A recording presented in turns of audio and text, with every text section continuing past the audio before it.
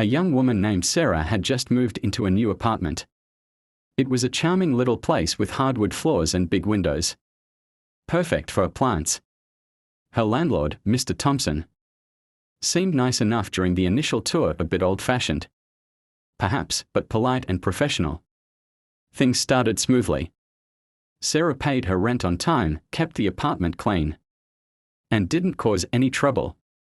Mr. Thompson would occasionally stop by to check on the property, always giving her ample notice. They'd chat about the weather or local events, and Sarah thought she'd lucked out with a decent landlord. Then, the problems began subtly. First, it was the leaky faucet that Mr. Thompson promised to fix but never did. Then, the creaky floorboard in her bedroom that he dismissed as just an old building's charm. Sarah tried to be understanding, but the issues piled up: a broken thermostat in the dead of winter, and a persistent draft that made her heating bill sky high. Whenever she contacted Mr. Thompson, he'd be initially apologetic, full of promises. But days turned into weeks and the repairs were never carried out.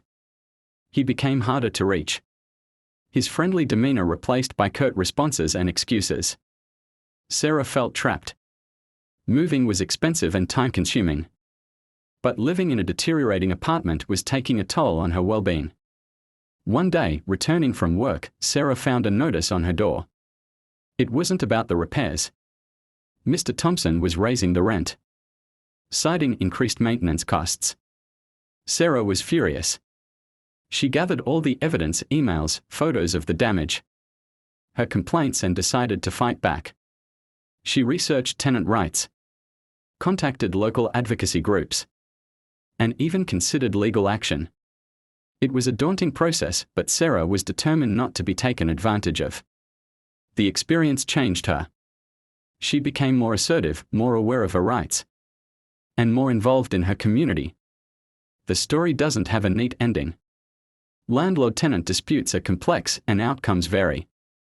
But Sarah's story is a reminder that tenants have rights, and they shouldn't be afraid to stand up for them, even against a seemingly powerful landlord.